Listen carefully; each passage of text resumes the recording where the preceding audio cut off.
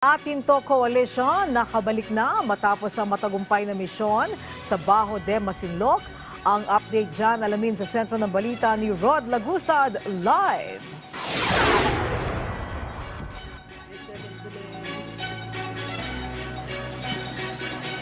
Angelique, maayos at ligtas na nagtapos ang ikalawang civilian mission ng grupong Atinto Coalition dyan sa may bahagi ng West Philippine Sea.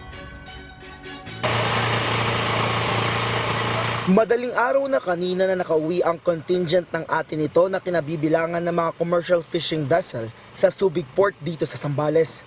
Tumagal ng 2 araw ang civilian convoy na nagsimula noong Miyerkules, May 15 dito sa bayan ng Masinloc.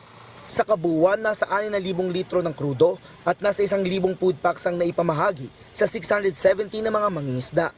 Hindi man nakalapit ng gusto ang grupo sa Baho de Masinloc, ay matagumpay na nagawa ng grupo ang layunin nito na mabigyan ng tulong ang mga mangingisda sa bisinidad ng Baho de Masinloc noong umaga ng Miyerkules.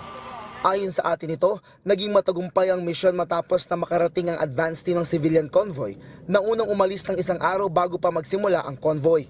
Ito'y sa kabila ng pangaharang ng China sa kanila. Una nang sinabi ng Atinto na kasama sa nangharang ng isang Chinese Navy vessel.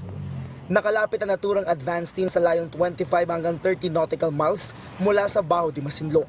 Una nang sinabi ni Atinto Co-Convenor Rafaela David na kasama sa kanilang plano ito ang masiguro na makapagbigay sila ng kinakailangang mga supply.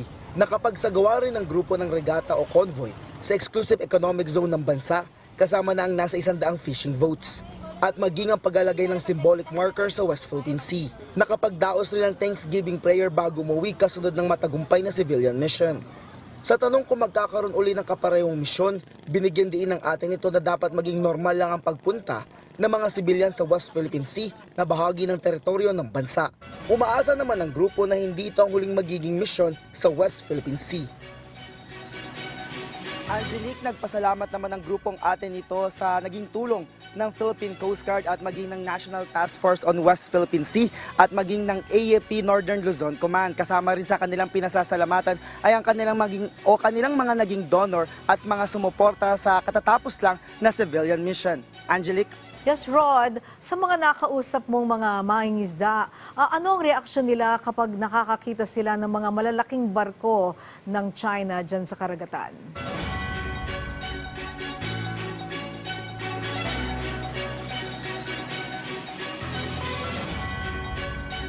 Angelique, nung nasa laot tayo, nakapagtanong tayo sa mga mangingisda na doon sa bahagi ng West Philippine Sea at nung tiyatanong natin sila kung sila ba ay nakapangisda na dyan sa may bahagi ng Scarborough Shoal, ang lagi nilang sinasabi ay noon pero ngayon ay natatakot na sila. Lalo't ang kanilang mga bangka ay maliliit lang at walang laban sa malalaking barko ng China at malaking tulong para sa kanila itong nagbigay na tulong ng Atinto lalo't kinakailangan ng maraming krudo pag sila ay pumupunta sa laot at dahil sa karagdagang krudo na ito ay mas lalo silang makakapangisda ng mas matagal at makatutulong sa kanilang mga pamilya. Angelique? Okay, saan ba naninirahan ng mga mangingisda natin dyan sa lugar na yan?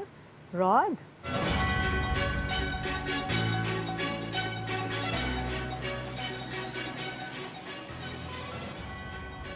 Angelique, kasama dun sa mga commercial fishing vessel na kasama sa civilian mission at maging yung 100 fishing boats na sumama dito sa convoy o regata ay ilan sa kanila o kasama dito ay nandito sa bayan ng Masinloc, Zambales. Ito kasi yung isa sa pinakamalapit na lugar dito sa Baho de Masinloc kung saan pangunahing kabuhayan nga dito ng mga tao ay ang pangingisda. Angelique? Okay, maraming salamat, Rod Lagusay.